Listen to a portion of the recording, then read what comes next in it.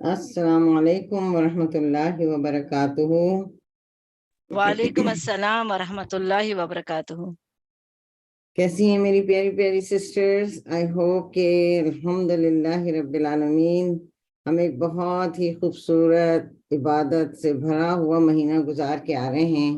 امید ہے کہ اللہ تعالیٰ نے ہماری عبادتیں قبول کی ہوں، ہمارے نمازیں، ہمارا قیام، ہماری تراویح، اللہ تعالیٰ سے اس امید کے ساتھ ہم یہ ساری عبادتیں کرتے ہیں کہ اللہ تعالیٰ اس کو قبول کریں۔ تو آپ سب کو بہت بہت بہت بہت عید مبارک، اور اس کے ساتھ جو ہے پھر انشاءاللہ اللہ کا شکر ادا کرتے ہوئے کہ اللہ تعالیٰ نے ہمیں زندگی دی، ہمیں ایک دن اور نصیب کیا کہ ہم پھر سے اللہ کا کلام پڑھنے کے لیے بیٹھے ہیں، سمجھنے کے لیے بیٹھے ہیں، اس امید پر کہ اللہ تعالیٰ ہمیں جو کچھ بھی ہم پڑھیں، اللہ سے دعا بھی ہے کہ اللہ تعالیٰ ہمیں اس پر عمل کرنے والا بنائے انشاءاللہ تعالیٰ۔ تو دیکھتے ہیں کہ آج ہم کیا کرتے ہیں اپنے اسپریچول بریتھر میں۔ نحمدہ و نصلی علی رسولہ الکریم، اما بعد، فاعوذ باللہ من الشیطان الرجیم، بسم اللہ الرحمن الرحیم۔ سب سے پہلے تو آپ سب کو ویلکم کرتی ہوں اس کلاس میں، اس کے بعد پھر ہم اپنے اس پہ جاتے ہیں کہ ماہ شوال اور روزوں کی فضیلت۔ تو اب ہم سب کو پتہ ہے کہ رمضان کے بعد، رمضان میں ہم سب بزی رہتے ہیں دن اور رات، جیسا کہ آپ سب کو آئیڈیا ہے اور کیا ہے ہم سب نے کہ دن اور رات جو ہے ہم اس میں رہتے ہیں کہ کسی طرح اللہ ہم سے راضی ہو جائے۔ کبھی نماز پڑھ رہے ہیں، کبھی قرآن پڑھ رہے ہیں، کبھی تراویح پڑھ رہے ہیں، کبھی کوئی جیسے ماشاءاللہ لیکچرز بھی چل رہے تھے، دورہ قرآن بھی چل رہا تھا، استاذہ کے بھی لیکچرز چل رہے تھے۔ تو بہرحال ہر کوئی بزی تھا، اور یہ بس اس میں تھا کہ کسی نہ کسی طرح اللہ ہم سے راضی ہو جائے، اور اللہ تعالیٰ سے بہت امید ہے کہ اللہ تعالیٰ ہماری خطاؤں کو معاف کرتے ہوئے ہماری عبادتوں کو قبول کرے۔ اب ہم شوال میں داخل ہو چکے ہیں آلریڈی، الحمدللہ رب العالمین۔ اور آپ کو یہ پتہ ہے کہ رمضان کے بعد جب شوال کا مہینہ آتا ہے تو ہم بعض علماء اس کو ریکوری منتھ بھی کہتے ہیں، کہ جو کچھ رمضان میں کمی بیشی رہ گئی ہے اللہ تعالیٰ ہمیں شوال میں وہ کام کروا دے اور ان کمی بیشی کو پورا کر دیں۔ تو اب یہ ہے کہ شوال کے مہینے کے لیے یہ بھی کہا جاتا ہے کہ شوال has potential to make your Ramadan meaningful for your life۔ تو دیکھتے ہیں کہ اس میں ہوتا کیا ہے الحمدللہ، اور اس کے اندر سب سے اہم چیز کیا ہے؟ 6 روزے رکھنا، یعنی 6 روزے رکھنا۔ اس کے لیے حدیث ہے کہ ہر سال کے 6 روزے رکھنے کا ثواب عمر بھر روزے رکھنے کے برابر ہے۔ حضرت ابو ایوب انصاری رضی اللہ عنہ سے روایت ہے کہ رسول اللہ صلی اللہ علیہ وسلم نے فرمایا، جو شخص رمضان کے روزے رکھ کر ہر سال شوال میں بھی 6 روزے رکھے، اسے عمر بھر کے روزوں کا ثواب ملتا ہے۔ اور یہ صحیح حدیث ہے مسلم اور ابو داؤد کی۔ تو وہ 6 روزے پورے سال کے روزے کیسے ہو جاتے ہیں؟ کیونکہ آپ کو پتہ ہے کہ ہر عبادت جو ہے وہ ملٹیپلائی ہوتی ہے 10 کی۔ تو اگر جس نے رمضان کے 30 روزے رکھے تو اس کو 10 سے ملٹیپلائی کریں گے تو انشاءاللہ تعالیٰ وہ 300 دن ہو جائیں گے۔ پھر شوال کے 6 روزے رکھیں گے تو وہ 10 سے ملٹیپلائی کریں گے تو 60 ڈیز ہو جائیں گے۔ اس طرح 360 ڈیز۔ اور ایک جگہ یہ بھی ہے کہ سال کا ایک مہینہ تو اس طرح جو ہے وہ 360 ڈیز یعنی پورے سال کے روزے رکھنے کے برابر ہیں۔ اب ہم یہ دیکھتے ہیں کہ شوال ہی میں کیوں رکھیں 6 روزے؟ تو اس کی حکمت یہ ہے کہ جیسا کہ ہم دیکھتے ہیں کہ ایک تو یہ کہ رمضان میں ہم کو رکھنے کی عادت ہوتی ہے، پھر ساتھ ہی شوال کے 6 روزے رکھنے، تو وہ عادت بھی عادت چونکہ رہتی ہی ہے، سحر میں اٹھنے افطار کرنے، ہمارے جسم کو بھی عادت ہوتی ہے کم کھانے کی، یہ ساری کچھ۔ تو ایک تو یہ ہے۔ دوسرا یہ کہ اللہ تعالیٰ نے ہر فرض کے بعد نفل رکھی ہے، جیسے فرض نماز کے بعد نفل ہے، فرض روزوں کے بعد نفل روزے ہیں، یہ حج اور عمرہ کے بعد، حج کے بعد عمرہ ہے جو کہ ایک ہی ساتھ ہوتا ہے ایک ہی سفر میں، زکوٰۃ کے علاوہ صدقات ہیں۔ تو ہم دیکھتے ہیں کہ ہر فرض عبادت کے بعد اللہ تعالیٰ نے نفل رکھا ہے کچھ نہ کچھ، تاکہ ایز اے انسان اگر ہم سے کوئی غلطی ہو گئی ہے، اور ہوتی ہی ہے، ہم سب انسان ہیں، ہم پرفیکٹ نہیں ہیں، تو اس کے بعد جب یہ نفل عبادتیں ہو جاتی ہیں تو دل میں تھوڑی بہت سیٹسفیکشن ہوتی ہے کہ اللہ جو کچھ غلطی ہم سے اس میں ہو گئی ہے تو اس کو معاف کر دے اور ہم سے یہ قبول کر لیں۔ اب ہم یہ دیکھتے ہیں کہ نفل روزوں کی ہمیں نیت کس طرح کرنی چاہیے، کیونکہ جتنی نیتیں ہم کریں گے، نیتوں کو بڑھا لیں تو آپ کی نیکیاں بڑھ جائیں گی۔ اس میں آپ نیت کر سکتی ہیں کہ شوال کے 6 روزے رکھنے میں مندرجہ ذیل نیتیں کی جا سکتی ہیں کہ رمضان کے روزوں میں جو کمی واقع ہوئی ہے یا اللہ میری اس کمی کو پورا کر دیں، اور پھر رمضان کا شکر ادا کریں کہ یا اللہ تیرا شکر ہے کہ تم نے ہمیں رمضان عطا کیا اور رمضان میں عبادت کی توفیق دی، تو ایک طور سے شکرانے کے طور پہ۔ پھر اللہ کی اطاعت پر ثابت قدمی حاصل کرنے کے لیے کہ یا اللہ ہم نے یہ 1 مہینہ تیری اطاعت کی ہے، تیرے رسول کی اطاعت کی ہے، تو ہمیں اور مزید 11 مہینے اسی طرح گزار۔ اچھے خاتمے کی امید کی نیت کرنا کہ شاید آپ کا خاتمہ اس دن روزے کی حالت میں ہو جائے۔ اور یہ بھی ہے کہ یہ دیکھیں کہ اگر ہم 1 سال کے یہ روزے رکھتے ہیں تو عمر بھر روزے رکھنے کا ثواب ہے۔ تو اس کا مطلب ہے اگر آج مجھے موت آ جاتی ہے، اگر میں ان روزوں کے درمیان بھی ہوں یا روزے رکھ چکی ہوں، اپنی اگلے مہینے بھی آتی ہے، تو چونکہ ہر روز روزہ رکھنے کا ہے تو انشاءاللہ اللہ سے امید یہ ہوگی کہ یا اللہ ہمیں روزے میں موت آئے، روزے کی حالت میں موت آئے۔ اور سبحان اللہ کیا خوش نصیبی ہوگی کہ ہم اگر روزے کی حالت میں ہوں، قرآن پڑھتے ہوئے ہوں اور ہمیں موت آ جائے تو ہمارا خاتمہ بالخیر ہو۔ پھر رمضان کا پیغام سمجھنا کہ یہ صرف ایک ابتدا ہے، یعنی انسان کی ساری زندگی ہی ایسی ہونی چاہیے، جسے ہم ہمیشہ ہر سال اپنے آپ کو یہ یاد دہانی کرواتے ہیں کہ رمضان جو ہے یہ ٹریننگ منتھ ہے۔ اللہ تعالیٰ ٹرین کرتا ہے ہمیں پورے 11 مہینے ہمیں کس طرح گزارنا چاہیے۔ تو نیت بھی کرتے رہنا چاہیے اور اس پر ہم کو جو ہے اللہ سے دعا بھی کرتے رہنا چاہیے کہ اللہ ہمیں ثابت قدم رکھ۔ ہمارا رمضان جیسا خوبصورت گزرا ہے الحمدللہ، اسی طرح ہمارے مزید 11 مہینے روزوں کے ساتھ، نمازوں کے ساتھ، قرآن کے ساتھ گزریں۔ پھر یہ ہے کہ رمضان کے بعد اللہ کے ساتھ کیے ہوئے عہد کو پورا کرنا، سیم تھنگ وہی چیز۔ 11 مہینوں کے بعد رمضان میں کردار کو سنوارنے کی جو عملی تبدیلی آئی تھی، اس کی مدت کو تھوڑا اور لمبا کر لینا۔ سال بھر کے روزوں کا ثواب حاصل کرنے کی نیت کرنا، نیت بھی کریں کہ یا اللہ تیرے رسول کا کہنا ہے تو میں یہ 6 روزے رکھ رہی ہوں اور مجھے سال بھر روزے رکھنے کی توفیق دے انشاءاللہ۔ اب اس کے بعد ہم دیکھتے ہیں کہ کچھ سوالات ہیں جو کہ ہم سب کے ذہن میں آتے ہیں کہ کیا یہ 6 روزے ہمیں رمضان کے فوراً بعد ہی رکھنے چاہیے، یا ہمیں اگر ہمارے رمضان کے روزے چھوٹ گئے ہیں تو ہم پہلے رمضان کے روزے مکمل کریں اور پھر یہ روزے مکمل کریں۔ تو اس میں 2 آرا ہیں۔ ایک رائے تو یہ ہے کہ چونکہ حدیث میں یہ ہے کہ جس نے رمضان کے روزے رکھ کر شوال میں بھی 6 روزے رکھے، یعنی جس نے رمضان کے روزے مکمل کیے، رمضان کے 29 یا 30 جو بھی ہیں، تو اگر وہ رکھ کر یہ کیے، تو اگر ہمارے روزے کچھ چھوٹ چکے ہیں رمضان کے، تو ہمیں یہ چاہیے کہ ہم پہلے ان رمضان کے روزوں کو مکمل کریں اور پھر مزید 6 روزے رکھیں، مگر شوال میں ہی۔ اور یہ اسی وقت ہو سکتا ہے جب انسان کے چلو بھی 4 5 6 روزے چھوٹے ہیں تو 6 روزے وہ رکھ لے، 6 روزے یہ رکھ لے۔ اور پھر جیسے کہ لیڈیز کے ساتھ ان کے پیریڈز بھی ہوتے ہیں، اس کے بھی 6 7 روزے چھوٹتے ہیں، تو آپ کے پاس انف ٹائم ہوتا ہے تو اپنے آپ کو پلان کریں شروع سے ہی کہ ٹھیک ہے میں پہلے رمضان کے چھوٹے ہوئے روزے رکھ رہی ہوں، پھر میں شوال کے روزے رکھ رہی ہوں، اور بلکہ پیریڈز کے چھوٹے ہوئے روزے رکھ رہی ہوں پھر شوال کے۔ لیکن آپ یہ دیکھ رہی ہیں کہ آپ کے دنوں میں کمی واقع ہو رہی ہے، تو آپ یہ کر سکتی ہیں کہ اگر آپ کے دن ختم ہو رہے ہیں شوال کے، تو ان دا مین وائل آپ شوال کے 6 روزے پورے کر لیں، اور پھر جو آپ کے بقیہ روزے رہ گئے ہیں، چاہے وہ پیریڈز کے چھوٹے ہوں یا بیماری کی وجہ سے چھوٹے ہوں، ان کو پھر آپ ڈیورنگ دا ایئر پورے کر لیں۔ اس کی دلیل وہ اس بات سے بتاتے ہیں کہ حضرت عائشہ رضی اللہ عنہ اپنے چھوٹے ہوئے روزے نیکسٹ شعبان تک پورے کرتی تھیں۔ تو اب جو بھی ان کی مصروفیت ہوں، یا پھر ہمارے لیے یہ بات چھوڑنے کے لیے کہ دونوں چیزیں ہیں، لیکن اسی میں زیادہ رائے یہ ہے کہ ہم کو کوشش کرنا چاہیے کہ ہم پہلے اپنے چھٹے ہوئے روزے کریں، پھر ہم اس کے جلدی شوال کے دوسرے روزے کریں۔ اب یہ ہے کہ تسلسل سے رکھنا چاہیے، ایک ساتھ 6 روزے، یا آگے پیچھے بھی رکھ سکتے ہیں۔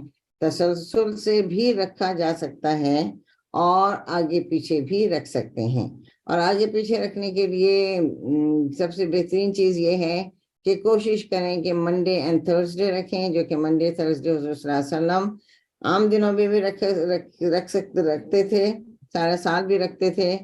تو ہماری یہ نیت بھی ہونی چاہیے کہ اللہ ہمیں توفیق دے کہ ہم سارا سال منڈے تھرسڈے روزے رکھیں، کیونکہ حضور صلی اللہ علیہ وسلم نے فرمایا کہ اعمال جو ہیں وہ منڈے اینڈ تھرسڈے اللہ کے پاس جاتے ہیں۔ تو میں چاہتا ہوں کہ جب میرے اعمال اللہ کے پاس جائیں تو میں روزے سے ہوں۔ اور دوسرا یہ ہے کہ ایام بیت کے روزے جو ہیں، یعنی 13، 14، 15 ہر مہینے کی اسلامی تاریخ کے حساب سے 3 روزے اس میں رکھ لیں، اس میں آپ نیت کر سکتے ہیں۔ اچھا ایک چیز اور، اچھا مطلب یہ رکھ سکیں تاکہ اس دعا کے ساتھ کہ اللہ مجھے عادی بنا، ایٹ لیسٹ دونوں، اور دونوں میں نہیں تو کم از کم ایک کا مجھے عادی بنا دے کہ میں یہ سنت پوری کروں انشاءاللہ۔ اب سوال یہ پیدا ہوتا ہے کہ کیا ہم شوال کے 6 روزے جب رکھیں تو ہم نیت کر لیں کہ یا اللہ یہ ہمارے چھوٹے ہوئے روزے بھی اس میں شامل کر لیں؟ اس کا جواب ہے نہیں۔ کیوں؟ کیونکہ رمضان کے چھوٹے ہوئے روزے فرض ہیں، شوال کے روزے نفل ہیں، تو ہم فرض اور نفل کو نہیں ملا سکتے۔ تو ہمیں فرض روزے پہلے رکھنے ہیں، نفل روزے بعد میں رکھنے ہیں۔ لیکن ہم دیکھ رہے ہیں کہ ہمارے فرض روزے بہت ہیں، شوال کا مہینہ ختم ہونے والا ہے، ہم نہیں کر سکتے۔ تو then it's allow from the scholars کہ اس میں گنجائش ہے کہ آپ تھوڑے سے روزے پورے کریں، پھر اپنے شوال کے روزے پورے کریں، پھر باقی سارا سال میں شوال سے پہلے اپنے چھوٹے ہوئے روزے پورے کر لیں۔ اور سیکنڈ تھنگ یہ ہے کہ منڈے اینڈ تھرسڈے نفل روزہ ہے، نفل روزے کے ساتھ آپ شوال کی نیت کر سکتے ہیں، دونوں نفل ہیں۔ تو اللہ سے امید ہے کہ وہ شوال کے روزوں کی بھی ہمیں ثواب دے گا، اور ہمارے منڈے تھرسڈے سنت کا بھی ثواب ملے گا۔ اسی طرح ایام بیت کے جو روزے ہیں 13، 14، 15، اس میں بھی ہم اس کی نیت کر سکتے ہیں کہ ہم شوال کے روزوں کی بھی نیت کریں اور یہ بھی نیت کریں۔ تو اللہ تعالیٰ جو ہے غفور الرحیم ہے، وہ ہمیں دونوں کی نیت کا ثواب دے گا۔ اور جہاں تک یہ سوال ہے کہ رمضان کے روزوں کو پہلے مکمل کرنا ہے، اور اگر پہلے نہیں بھی کرے تو اینڈ آف شعبان تک مکمل کرنا ہے، تو اس میں ہم دیکھتے ہیں کہ سورہ بقرہ ہی کی آیت ہے کہ اے لوگوں جو کوئی مریض ہو یا سفر میں ہو تو وہ دوسرے دنوں میں روزوں کی تعداد مکمل کر لے، اللہ تمہارے ساتھ نرمی کرنا چاہتا ہے، سختی نہیں۔ تو اس لیے یہ طریقہ بتایا جا رہا ہے۔ تو یہ ہے کہ ہمیں رمضان کے روزوں کو تو انشاءاللہ پورا کرنا ہے، اور ساتھ کوشش یہ کرنا ہے کہ شوال کے روزے بھی پورے کریں۔ مجھے امید ہے کہ بہت سی بہنوں نے آلریڈی شوال کے روزے رکھنے شروع کر دیے ہوں گے، اور اگر نہیں بھی رکھے تو اب نیت کر لیں اور پلاننگ کر لیں، اور انشاءاللہ اللہ نہ کرے کسی وجہ سے کوئی ایک آدھ روزہ نہ بھی ہو سکا تو یہ ہے کہ اللہ تعالیٰ نیت کا ثواب تو دے گا ہی، لیکن ہمیں کوشش یہ کرنا چاہیے کہ ہم جلد سے جلد رکھ لیں، کیونکہ بعض اوقات کیا ہوتا ہے ہم 3، 4 چھوڑ دیتے ہیں اس نیت سے کہ ہم آگے رکھ لیں گے۔ میرے اپنے ساتھ یہ ہو چکا ہے، اور پھر آگے رکھنے میں کوئی نہ کوئی مسئلہ، کوئی نہ کوئی چیز آتی جاتی، آتے آتے آخری دن آ گیا، 5واں روزہ تو ہو گیا لیکن 6ٹھا رہ گیا۔ تو ایسا ہم کو اتنا ٹینشن میں نہ خود رہنا چاہیے۔ تو ہمیں چاہیے کہ ہم شوال کے روزے شروع دنوں میں ہی مکمل کر لیں، تاکہ آگے کوئی مسئلہ آنے سے پہلے ہمارے روزے پورے ہو جائیں انشاءاللہ۔ اور اللہ تعالیٰ سے اس امید پر، اس دعا کے، ہاں ایک چیز اور بتاتی چلوں کہ اگر ہم جب 2 روزے منڈے تھرسڈے کے رکھتے ہیں، وہ تو میں نے آپ کو بتا دیا کہ حضور صلی اللہ علیہ وسلم نے کہا کہ کیا میں ان میں سے نہ ہوں کہ اگر میرے اعمال پیش کیے جائیں تو میں روزے سے ہوں۔ دوسرا ایام بیت کے روزے رکھنے کی یہ فضیلت ہے کہ یہ دل کے کینے کو دور کرتا ہے، اور ان دونوں روزوں سے ہم اللہ کے مقرب بندوں میں شامل ہوں گے انشاءاللہ۔ تو اب یہ ہے کہ الحمدللہ میرا خیال ہے کہ جو کچھ تھوڑا بہت اللہ نے مجھے توفیق دی تھی وہ میں نے آپ کے سامنے رکھ دی، اور اللہ تعالیٰ سے یہی دعا ہے کہ اللہ تعالیٰ ہمیں شوال کے 6 روزے رکھنے کی توفیق عطا فرمائے جلد از جلد۔ اس کے علاوہ ہمیں منڈے تھرسڈے کی روزے کی رکھنے کی توفیق دے، اور ایام بیس 13 14 15 کے رکھنے کی توفیق دے۔ اور ہاں، جب شوال کے 6 روزے رکھیں تو اس میں کوشش کریں کہ وہ ہمارا ایک طرح کے رمضان کے انگریڈینٹس اس میں موجود ہوں، یعنی اس میں تھوڑا بہت قرآن بھی پڑھیں، تھوڑا بہت جیسے ہم رمضان میں قرآن پڑھتے تھے، اس میں بھی قرآن پڑھیں، صدقہ دیں، اذکار کریں، اور بھی جو اچھے کام ہم اس میں کرتے تھے، دعا کریں جیسے افطار کے وقت بیٹھ کر، تو اس میں آپ کو انشاءاللہ تعالی محسوس ہوگا کہ یہ جو ہے ایک طرح سے ہمارا رمضان ہی ابھی چل رہا ہے۔ اور اللہ تعالی ہمیں سارا سال اچھے کام کرنے کی توفیق عطا کرے، اور ہم سے وہ کام لے لے جس سے اللہ تعالی راضی ہو جائے، اور ہم سب اللہ کو راضی کرنے میں لگے رہیں۔ آمین ثم آمین۔ السلام علیکم ورحمۃ اللہ وبرکاتہ۔ السلام علیکم ورحمۃ اللہ وبرکاتہ۔ کیسی ہیں میری پیاری پیاری بہنیں؟ آپ سب کو بہت بہت عید مبارک ہو۔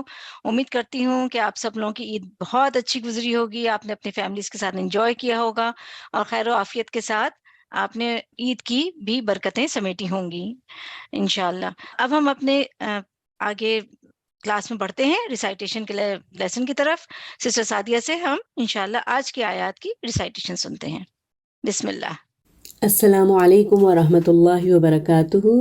آج کے لیسن میں ہماری آیات ہیں سورۃ المائدہ آیا نمبر 98 سے 108 تک۔ اعوذ باللہ من الشیطان الرجیم، بسم اللہ الرحمن الرحیم۔ اعلموا ان اللہ شدید العقاب وان اللہ غفور رحیم۔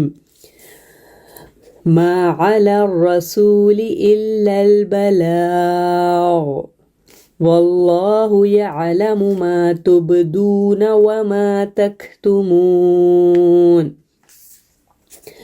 قل لا يستوي الخبيث والطيب ولو أعجبك كثرة الخبيث فاتقوا الله يا أولي الألباب لعلكم تفلحون۔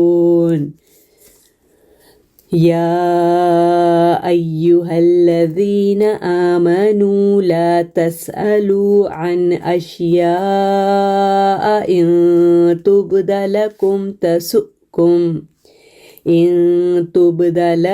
تسؤكم وإن تسألوا عنها حين ينزل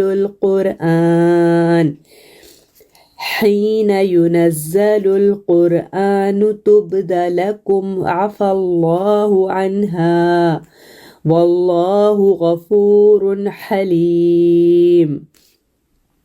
قد سألها قوم من قبلكم ثم أصبحوا بها كافرين۔ ما جعل الله من بحيرة ولا سائبة ولا وصيلة ولا حام ولكن الذين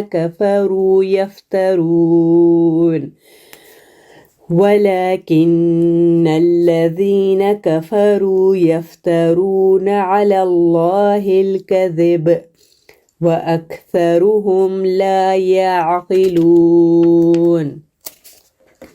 وإذا قيل لهم تعالوا إلى ما أنزل الله وإلى الرسول قالوا حسبنا ما وجدنا عليه آباءنا أولو كان آباؤهم لا يعلمون شيئا ولا يهتدون۔ يا أيها الذين آمنوا عليكم أنفسكم لا يضركم من ضل إذا اهتديتم إلى الله مرجعكم جميعا فينبئكم بما كنتم تعملون يا أيها الذين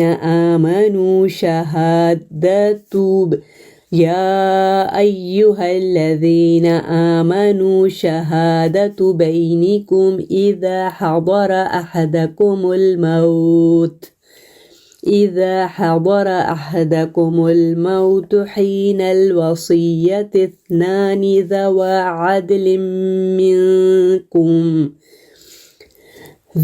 عدل منكم أو آخران من غيركم إن أنتم ضربتم في الأرض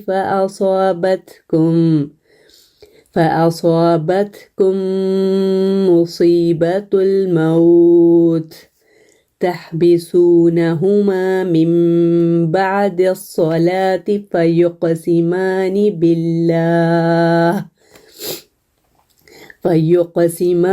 بالله إن ارتبتم لا نشتري به ثمنا ولو كان ذا قربى ولا نكتم شهادة الله إنا إذا لمن الآثمين فإن عثر على أنهما استحقا إثما فآخران يقومان مقامهما من الذين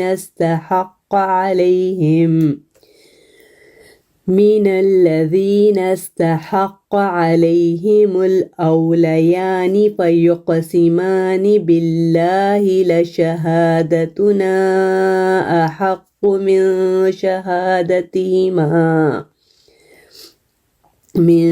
شهادتهما وما اعتدينا إنا إذا لمن الظالمين ذلك أدنى أن يأتوا بالشهادة على وجهها أو يخافوا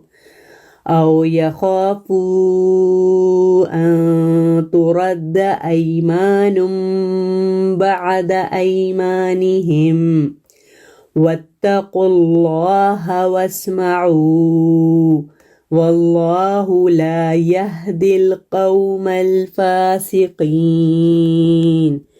جزاك الله خيرا كثيرا بارك الله فيكم السلام عليكم ورحمة الله وبركاته السلام علیکم ورحمۃ اللہ وبرکاتہ. جزاک اللہ خیر سسٹر رغبت، آپ نے اتنا اچھا ہمیں شوال کے بارے میں ریمائنڈرز دیے، ہمیں شوال کے مسائل بتائے، اور ہمیں بہت موٹیویشن ہوئی اس سے شوال کے روزوں کے رکھنے کی. تو امید ہے کہ ہم سب کو فائدہ ہوگا اس سے. اور ہم نے الحمدللہ ریسائٹیشن بھی اس آج کے لیسن کی کر لی ہے سسٹر سعدیہ سے. اور آج کا لیسن آپ نے جیسے دیکھا ہوگا تھوڑا سا طویل ہے، تو اس کی تفسیر مزید طویل ہے، تھوڑی سی توجہ مانگتی ہے اور تھوڑی سی ڈیٹیل مانگتی ہے. تو میں آپ سے آج پہلے سے ہی تھوڑا سا ریکویسٹ کروں گی کہ آج آپ ذرا تھوڑا سا زیادہ ٹائم دے دیجیے گا تفسیر کے لیے، اور تھوڑا سا آپ یعنی ٹائم کا صدقہ کیجیے گا آج. اور دیکھیں اگر ہم جیسے کوئی ہم میں سے موویز وغیرہ دیکھتے ہیں تو 2-2 گھنٹے کی موویز بھی دیکھ لیتے ہیں ہم ایک سٹنگ میں، یا ہم شوز بھی دیکھ لیتے ہیں، یا ہم گپیں بھی لگا لیتے ہیں 2-2 گھنٹے، ہم بہت سارے کام 2-2 گھنٹے بھی کر لیتے ہیں نا. تو قرآن کی محفل میں اور قرآن کو سیکھنا سکھانا ایک ایک لمحے کا آپ کو اس کا اجر و ثواب ملے گا. تو یہ موٹیویشن کے ساتھ میں اگر ہم جو بھی وقت لگائیں گے اپنی اس کلاس میں تو ہمیں انشاءاللہ اس سے بہت ہمیں یعنی ہمیں حوصلہ بھی ہوگا اور ہمیں خوشی بھی ہوگی اور ہم شوق سے اس وقت کو گزاریں گے، نہ کہ ہمیں بے چینی اور اضطراب ہو کہ کلاس بڑی لمبی ہو گئی۔ تو چلیں انشاءاللہ نہ، کیونکہ ہمیں سورہ مائدہ انشاءاللہ کمپلیٹ کرنی ہے، اسی حساب سے ہم نے پلاننگ کی تھی۔ تو انشاءاللہ اب ہم آج کے لیسن کی تفسیر کی طرف چلتے ہیں بغیر کسی ڈیلے کے، اور پہلے ہم ایز یوزول اپنے لاسٹ لیسن کی ہم ریویو کر لیں گے کوئکلی، جو ہم نے رمضان سے پہلے کیا تھا۔ تو اس میں آیات تھی ہماری آیت نمبر 92 سے سورہ المائدہ۔ جو آیت نمبر 92 ہے، اس میں اللہ تعالیٰ ہمیں کیا کہہ رہے ہیں؟ اس میں ایکچولی جو ہمیں بتایا جا رہا ہے وہ یہ ہے کہ اللہ اور رسول کی اطاعت واجب اور لازم ہے، اور اللہ اور رسول کی اطاعت رحمت لاتی ہے، اس سے اعمال کی قبولیت ہوتی ہے۔ تو ہمیں اس پہ یعنی یہ کرنا ہمارے لیے ضروری ہے، اور اگر کوئی نہیں کرتا اطاعت تو پھر رسول کے ذمے تو پیغام ہی پہنچانا ہے۔ پھر ہم یہ دیکھتے ہیں کہ اس میں ان لوگوں کا ذکر ہوا تھا کہ جنہوں نے حلال اور حرام کی کچھ اس کی شکار کے حوالے سے آیات تھیں۔ تو اس میں یہ ہے کہ جو بھی اس میں بیسیکلی بتا رہے ہیں اس آیت میں کہ جو بھی ان حکم سے پہلے کھا لیا پی لیا جو بھی کر لیا تو اللہ تعالیٰ جو ہے وہ ایمان اور عمل صالح کی وجہ سے ان کو معاف کر دے گا، درگزر کر دے گا۔ تو جو بھی اللہ کا تقوی اختیار کرے، ایمان کے ساتھ نیک عمل کرے، تو اللہ تعالیٰ ایسے لوگوں کو اور احسان کرنے والوں کو بہت پسند فرماتا ہے۔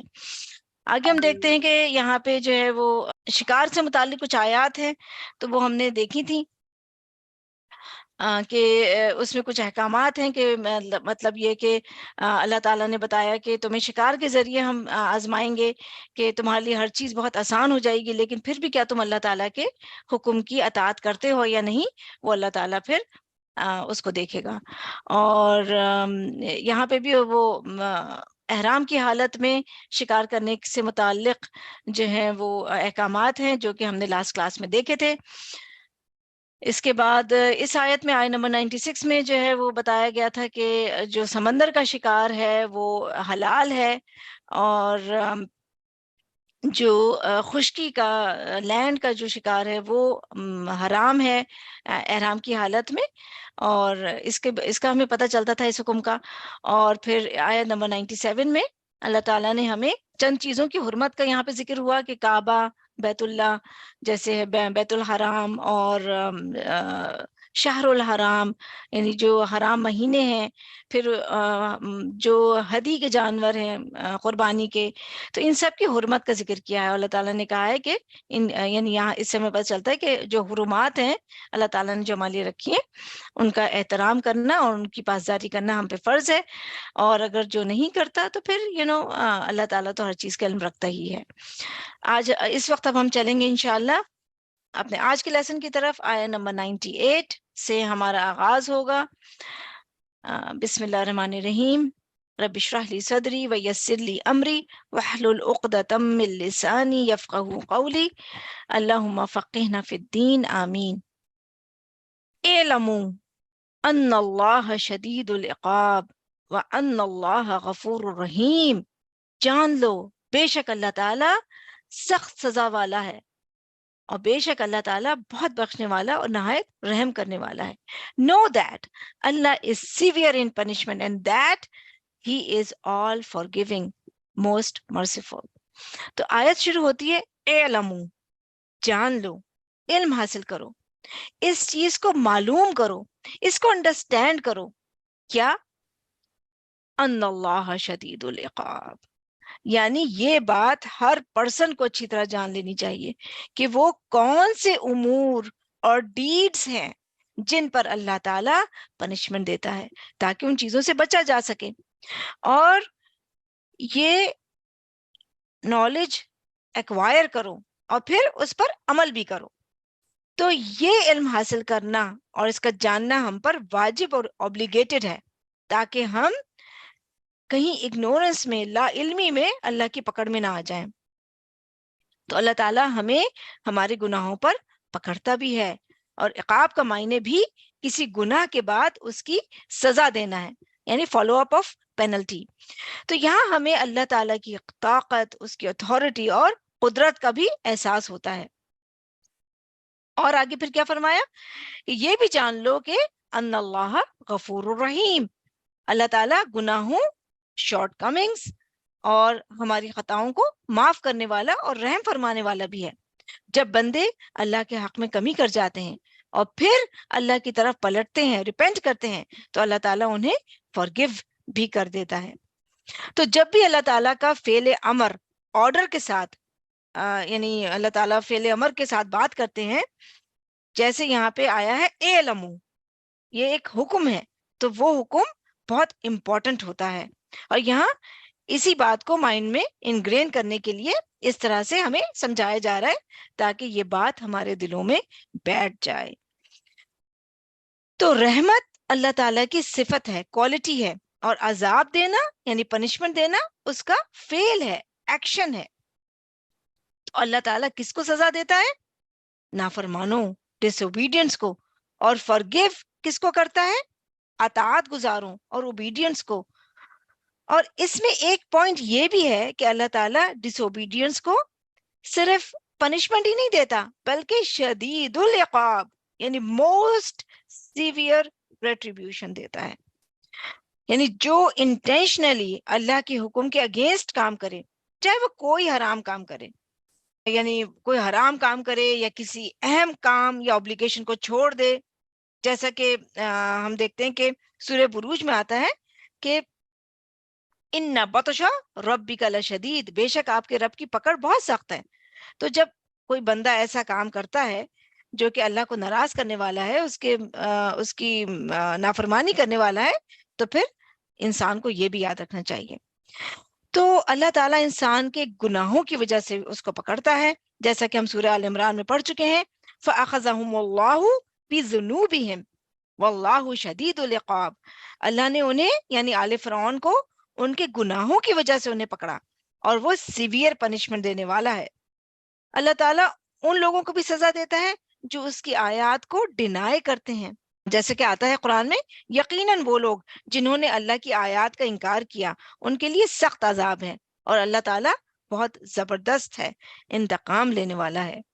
اسی طرح سورہ الحشر سے پتہ چلتا ہے کہ اللہ اور اس کے رسول کی مخالفت کرنے والے کے لیے بھی شدید عذاب ہے۔ پھر اللہ اور اس کے رسول کے حکم سے سرکشی، ڈس اوبیڈینٹ اور ڈینائل کرنے والے کے لیے بھی سیویئر پنشمنٹ ہے، جیسے سورہ الطلاق میں آتا ہے۔ پھر اللہ تعالیٰ کی نعمت یعنی اس کی بلیسنگز کو بدل دینے والے کے لیے بھی شدید سزا کی وارننگ دی گئی ہے۔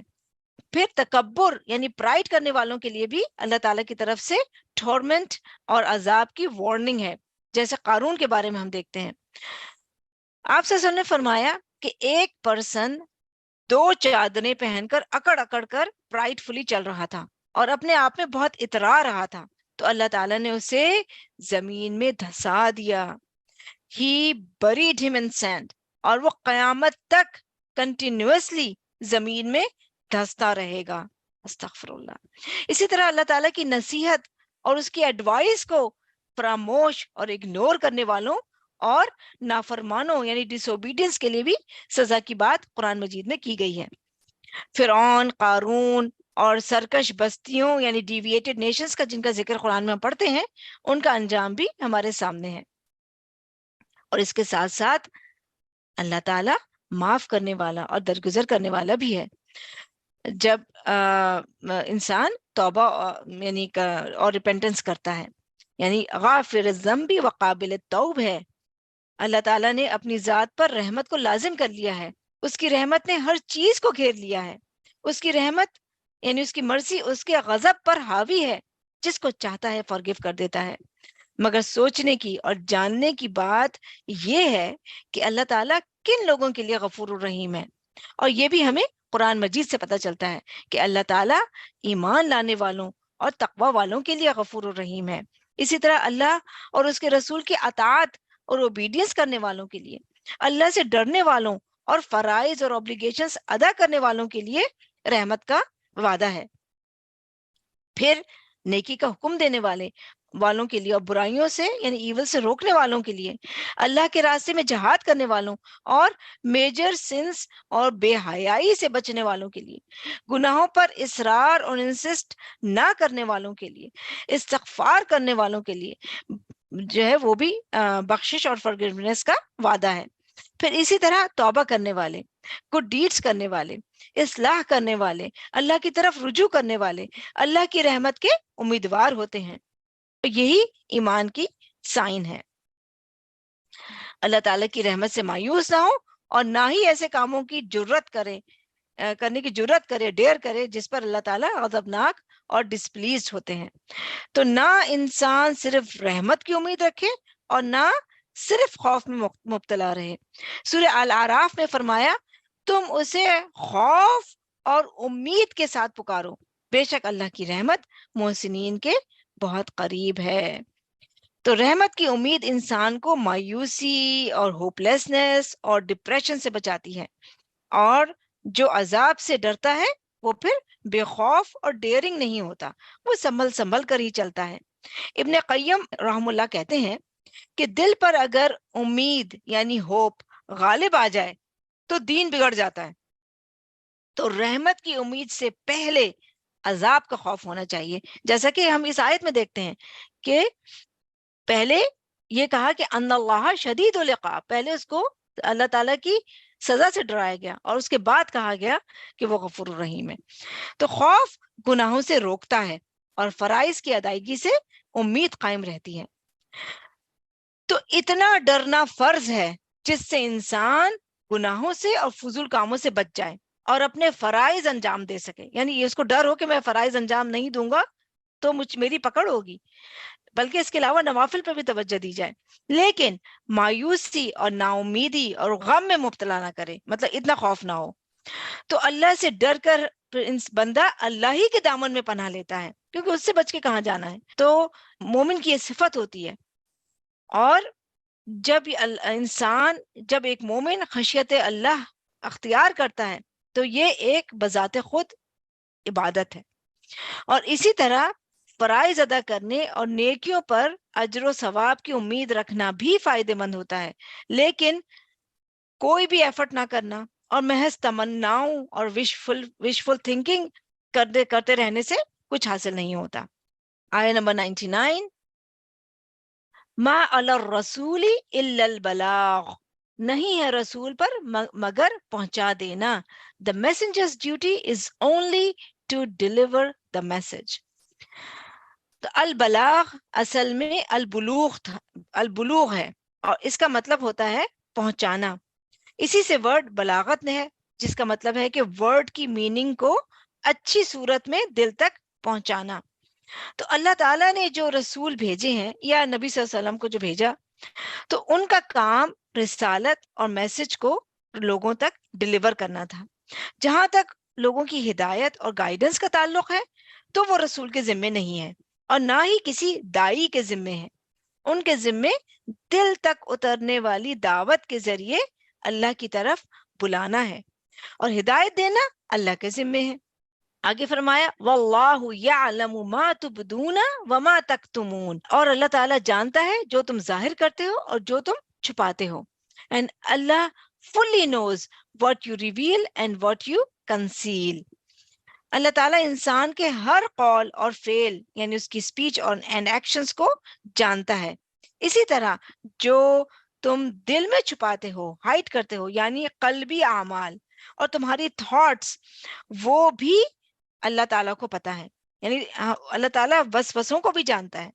تو اس آیت سے ہمیں پتہ چلتا ہے کہ پروفٹس کے ذمے ہدایت کی توفیق دینا نہیں، ان توفیق تو صرف اللہ ہی دیتا ہے، اور ہدایت کے اوپر آنے پر ثبات اور اسٹیٹ فاسٹنس بھی اللہ ہی دیتا ہے، یعنی توفیق دینا بھی اللہ کے ذمے اور ثبات اور اسٹیٹ فاسٹنس دینا بھی اللہ کے ذمے ہے۔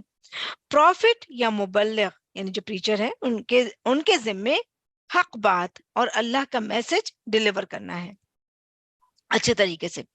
تو نبی صلی اللہ علیہ وسلم نے قربانی کے دن خطبہ دیا، یعنی جس کو خطبۃ الوداع بھی کہتے ہیں، اور فرمایا بے شک تمہارے خون اور تمہارے مال، یور لائف اینڈ ویلتھ، تم پر حرام ہے، جیسے اس دن کی حرمت تمہارے اس دن میں، اس منتھ میں، اور اس شہر اور سٹی میں، یہاں تک کہ تم اپنے رب سے جا ملو۔ خبردار، کیا میں نے حکم پہنچا دیا؟ لوگوں نے عرض کیا جی ہاں۔ آپ صلی اللہ علیہ وسلم نے فرمایا اے اللہ تو گواہ رہ۔ حاضر یعنی اٹینڈی کو چاہیے کہ وہ یہ تعلیمات غیر موجود یعنی ایبسنٹیز کو پہنچا دے، کیونکہ بعض اوقات ڈائریکٹ سننے والے ان کی نسبت وہ زیادہ یاد رکھتے ہیں جن کو بعد میں حکم پہنچتا ہے۔ بس میرے بعد کافروں کی طرح نہ بن جانا کہ ایک دوسرے کی گردنیں مارنے لگو، یعنی کل کرنے لگو ایک دوسرے کو، یعنی یہ نہ کرنا۔ تو یہاں سے یہ بات بھی یاد رہے کہ اہل علم انبیاء کے وارث، انہیریٹرز اور فالوورز ہوتے ہیں، ان کے ذمے بھی میسج ڈیلیور کرنے کی رسپانسبلٹی ہے۔ تو یہاں یہ کوسچن پیدا ہوتا ہے کہ کیا ہر حال میں تبلیغ لازم ہے، یا جب تبلیغ فائدہ مند ہو صرف اسی وقت کی جائے؟ تو چاہے کوئی پسند کرے یا نہ کرے، بات پہنچانا لازم ہوتا ہے تاکہ دوسرا پرسن بچ جائے۔ عبداللہ ابن عمر کہتے ہیں کہ نبی صلی اللہ علیہ وسلم نے فرمایا مجھ سے لے کر آگے پہنچاؤ چاہے ایک آیت ہی کیوں نہ ہو۔ تو حکمت کے ساتھ موقع، محل اور سچویشن کو دیکھ کر بات کرنی چاہیے تاکہ اس کا اثر بھی ہو۔ اب ہم یہ دیکھتے ہیں کہ بندوں کے اعمال اور ڈیڈز کی کتنی ٹائپس ہوتی ہیں۔ تو یہ دو ہیں، نمبر 1 جو انسان دیکھتا ہے یعنی اپیرنٹ ڈیڈز، اور نمبر 2 جو وہ چھپاتا ہے یعنی ہڈن ڈیڈز۔ تو نیکی کے کچھ ایکشنز انسان سب کے سامنے کرتا ہے اور کچھ چھپا کر کرتا ہے۔ تو اگر کسی کو موٹیویٹ کرنے کے لیے اچھی نیت سے انسان دوسروں کو بتا دیتا ہے تو اس میں کوئی حرج نہیں، جب تک کہ وہ اپنی انٹینشنز کو پیور رکھے۔ لیکن اگر اس میں شو آف یا کسی اور فتنے کا ڈر ہو تو پھر نہ بتائیں۔ تو زیادہ بھلائی جس میں ہو کہ چھپائیں یا بتائیں وہ کر لے انسان، اور اللہ تو پھر ہمارے سارے ایکشنز اور انٹینشنز اور تھاٹس کو جانتا ہی ہے۔ واللہ یعلم ما تبدون وما تکتمون۔ آیہ نمبر 100، قل کہہ دیجئے، سے او پروفٹ صلی اللہ علیہ وسلم، کس کو کہہ دیجئے؟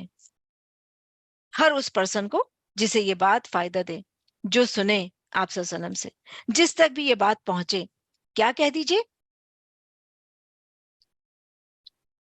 لا یستوی، نہیں برابر ہو سکتے، کیا؟ الخبیث والطیب، ناپاک اور پاک۔ Say, O Prophet, good and evil are not equal.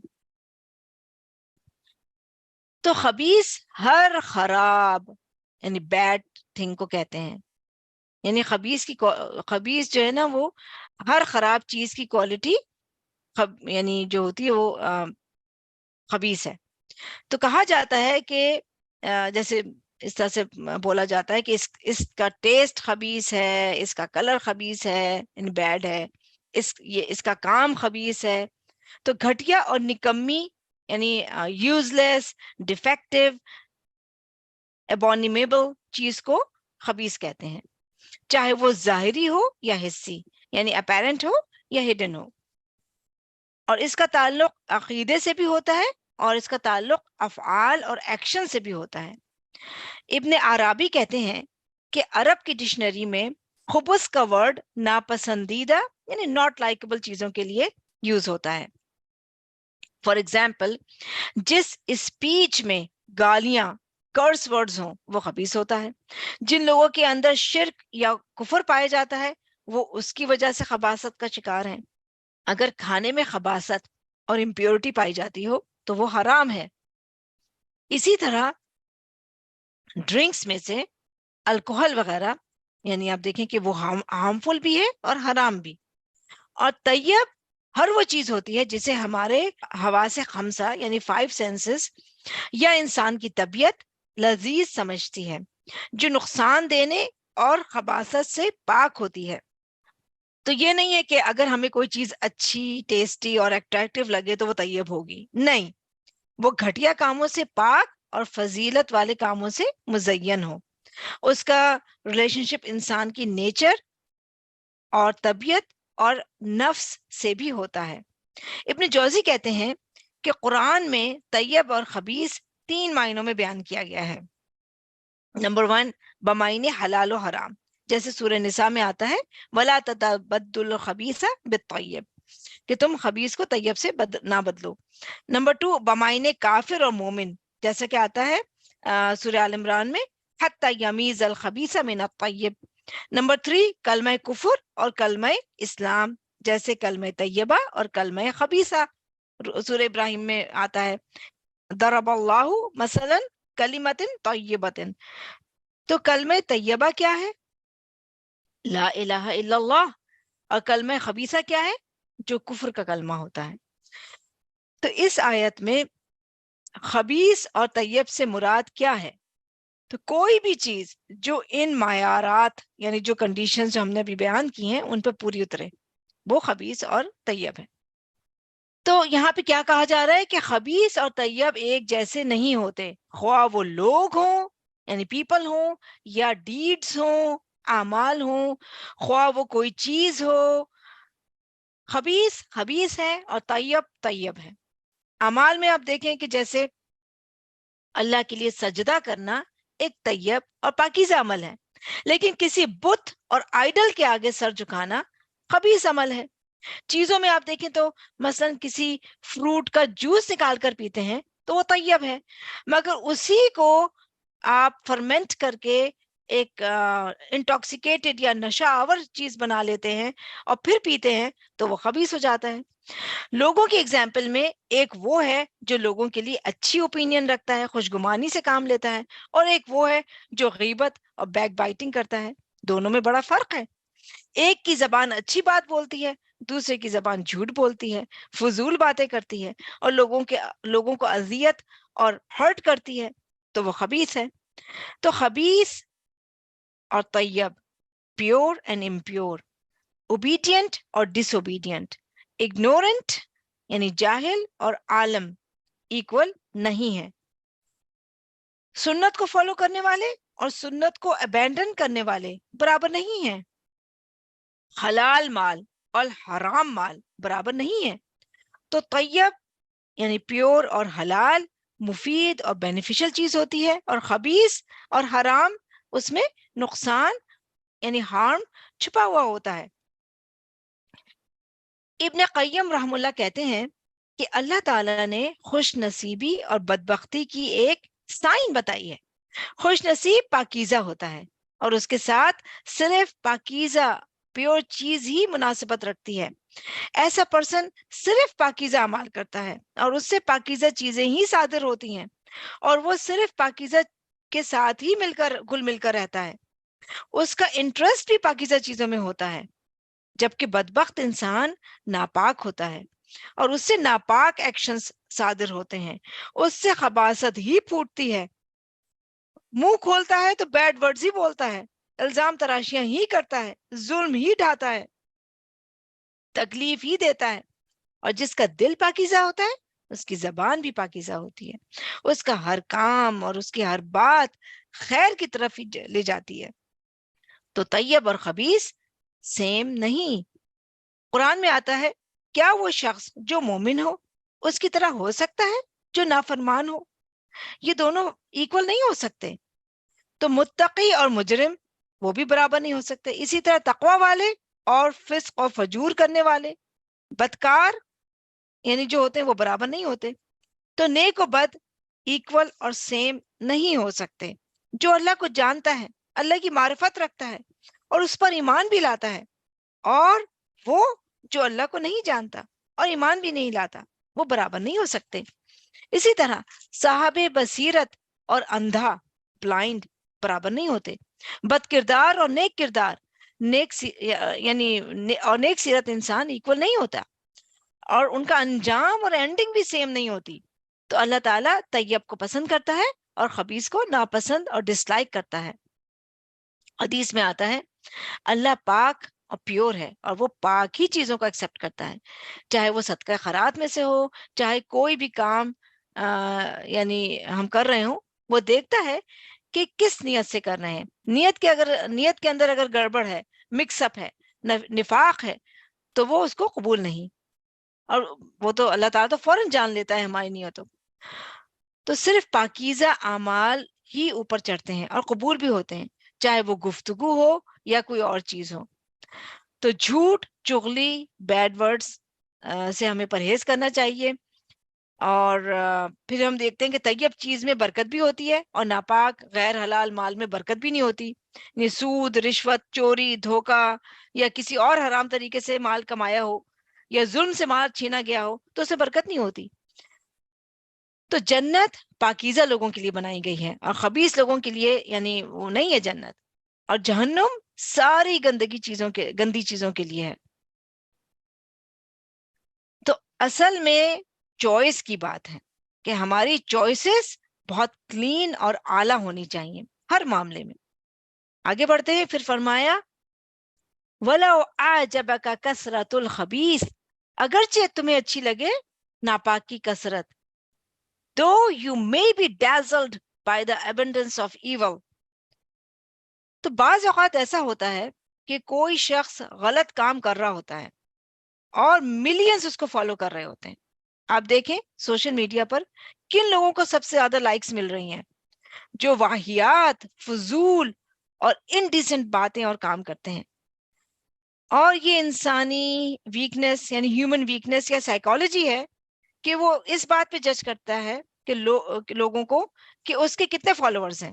یعنی ظاہری اور دنیاوی سکسس اور رونق اس کو دیکھ کر لوگ زیادہ امپریس ہوتے ہیں، لیکن اللہ تعالیٰ ایسی چیزوں سے متاثر نہیں ہوتا. تو کسی چیز کی کثرت اور ایبنڈنس پر حیران اور فریفتہ نہ ہو.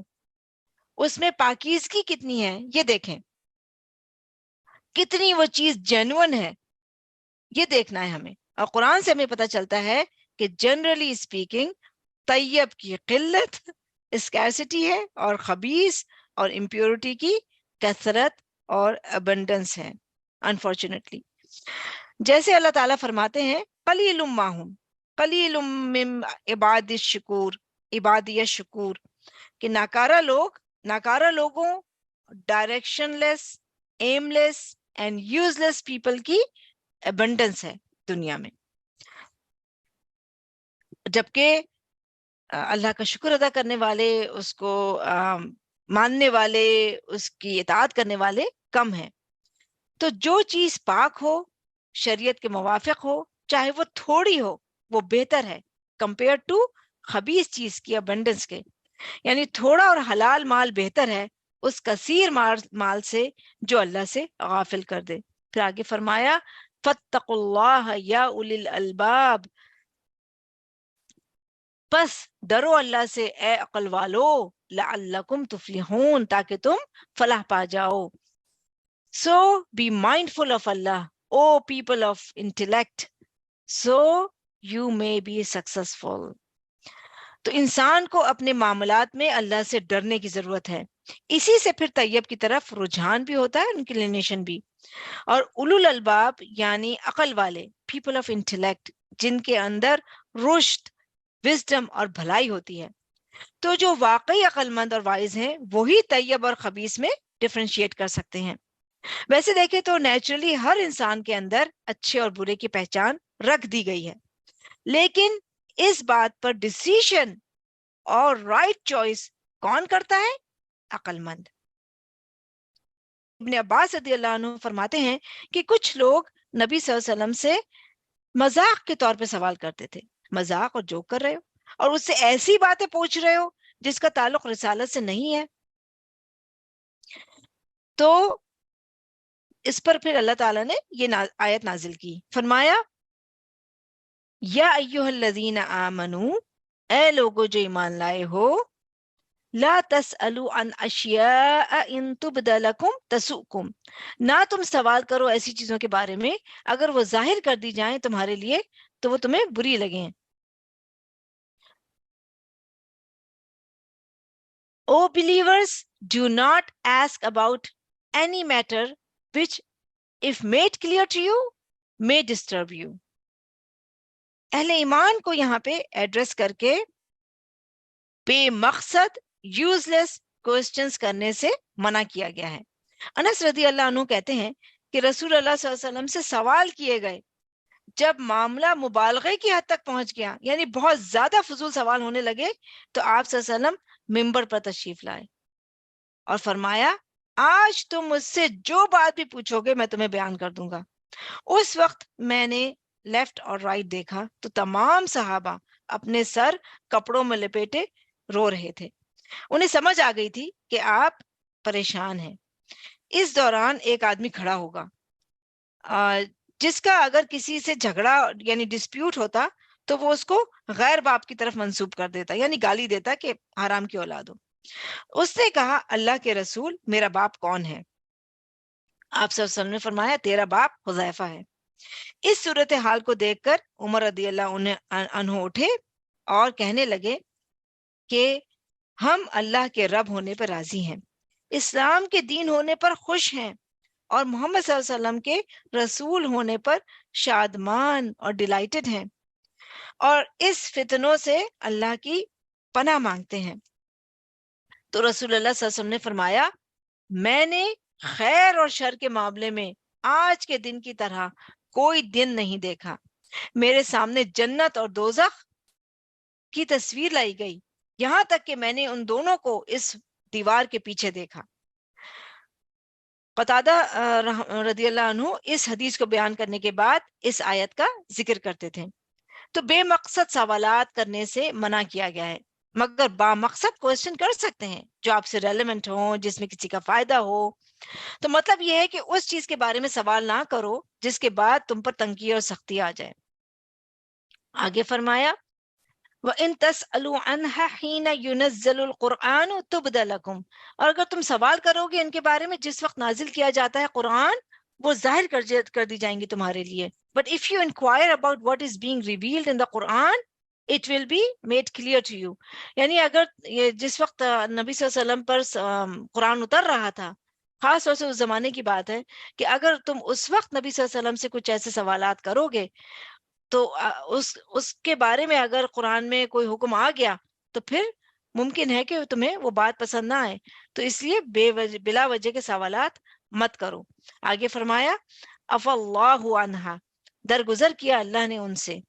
اللہ has forgiven what is done in the past، یعنی اب تک تم جو کچھ کرتے رہے ہو اللہ تعالیٰ نے وہ معاف کر دیا ہے تمہیں۔ واللہ غفور حلیم، اور اللہ تعالیٰ بہت بخشنے والا ہے، بہت بردبار ہے۔ And Allah is all forgiving, most forbearing، یعنی اللہ تعالیٰ ہمیشہ سے بندوں کے ساتھ احسان کا معاملہ کرتا ہے، بخشش کا معاملہ کرتا ہے، حلم کا معاملہ کرتا ہے۔ تو اس آیت سے ہمیں پتہ چلتا ہے کہ کبھی ایسا ہوتا ہے کہ شریعت کی کوئی بات ہمیں پسند نہ آئے اور اس پر عمل کرنے کا دل نہ چاہے، لیکن مومن کا طریقہ کیا ہوتا ہے کہ اگرچہ یہ چیز میرے نفس پر بھاری ہے، مشکل لگ رہی ہے، لیکن مجھے یہ ناپسند نہیں کہ اللہ تعالیٰ نے کیوں اتارا، یعنی اس کا حکم کیوں دیا، تو یہ رویہ نہیں ہونا چاہیے، ٹھیک ہے؟ یعنی مومن اس طرح سوچے کہ اللہ تعالیٰ نے بالکل ٹھیک کیا ہے، میرے لیے مشکل ہو رہی ہے، مجھے سمجھ نہیں آ رہی، میرے نفس پہ بھاری ہے، مجھے اس پہ کام کرنے کی ضرورت ہے۔ جیسا کہ ہم سورہ بقرہ میں پڑھ چکے ہیں کہ کتب علیکم القتال وہو کرہ لکم، قتال یعنی جنگ کرنا فرض کیا گیا تم پر مگر تمہیں ناپسند ہے، لیکن اللہ کے اتارنے اور فرض کرنے پر کوئی اعتراض نہیں ہے اس کے حکم پر، ٹھیک ہے؟ تو اللہ کے فیصلوں پر دل تنگ نہیں کرنا چاہیے، یعنی اس کے فیصلوں پر راضی ہونا ہے۔ آگے فرمایا آیت نمبر 102 قد سألها قوم من قبلكم ثم اصبحوا بها کافرین، تحقیق سوال کیا تھا ان کے بارے میں ایک قوم نے تم سے پہلے، پھر وہ ہو گئے ان کا انکار کرنے والے۔ Some people before you asked such questions then denied their answers۔ تو یہ آیت پریویس آیت سے متعلق ہے، یعنی پریویس نیشنز نے بھی کچھ سوال کیے تھے، کچھ کوسچنز کیے تھے جو مذاق، ہر دھرمی اور ضد میں پوچھے گئے تھے۔ اشارہ ہے بنی اسرائیل کی طرف، کیونکہ ان میں سے بعض اپنے پروفٹ سے کریت کر بلا وجہ کے کوسچنز کرتے تھے، بال کی کھال اتارتے تھے، اور جب وہ چیز حرام کر دی جاتی تو پھر اس پر عمل نہ کرتے، یعنی دونوں حالتوں میں نافرمانی کرتے۔ تو کثرت سوال کی ممانعت کی گئی ہے۔ حدیث میں آتا ہے کہ بے شک اللہ تعالیٰ تمہارے لیے 3 باتیں ناپسند کرتا ہے۔ نمبر 1، بلا وجہ کی گفتگو یعنی یوز لیس لوز ٹاک۔ نمبر 2، مال یعنی ویلتھ کو ویسٹ کرنا۔ اور نمبر 3، زیادہ کوسچنز کرنا۔ پریویس نیشنز کی ہلاکت اور ڈسٹرکشن کا ریزن بھی ایسے ہی کوسچنز بنے۔ آپ سے نے فرمایا جن باتوں کو میں تمہارے لیے چھوڑ دیا کروں ان میں مجھے چھوڑ دیا کرو، یعنی ان کے بارے میں سوال نہ کیا کرو۔ تم سے پہلے لوگ اپنے کثرت سوال کی وجہ سے ہلاک ہوئے۔ وہ اپنے نبیوں سے اختلاف اور آرگومنٹ کرتے تھے۔ جب میں تمہیں کسی چیز کا حکم دوں تو حسب استطاعت یعنی اپنی کیپیسٹی کے مطابق اسے اپنا لو، اور جب میں تمہیں کسی چیز سے روک دوں تو اسے چھوڑ دو۔ انس بن مالک رضی اللہ عنہ کہتے ہیں کہ ہمیں نبی صلی اللہ علیہ وسلم سے کسی چیز کے بارے میں سوال کرنے سے روک دیا گیا تو ہمیں بہت اچھا لگتا تھا کہ کوئی سمجھدار عربی آپ کی خدمت میں حاضر ہو اور وہ آپ صلی اللہ علیہ وسلم سے سوال کرے، کیونکہ ان لوگوں کے لیے پابندی نہیں تھی، تو پھر ہم وہ جواب سنیں۔ کچھ مواقعوں پر آپ نے بے مقصد سوالوں پر ناراضگی کا اظہار بھی کیا، یعنی ہائپوتھیٹیکل سچویشنز کے بارے میں سوال کرنا جس کا ہماری ذاتی زندگی سے کوئی تعلق نہ ہو، تو یہ ناپسندیدہ ہے۔ اسی طرح کھانے پینے کے بارے میں بھی حلال و حرام کے بارے میں بھی بہت زیادہ کوسچن کرنا منع ہے۔ اور مسلمانوں میں سب سے بڑا مجرم وہ ہے جو کسی ایسی چیز کے بارے میں سوال کرے جو حرام نہیں تھی مگر سوال کرنے کی وجہ سے حرام ہو گئی۔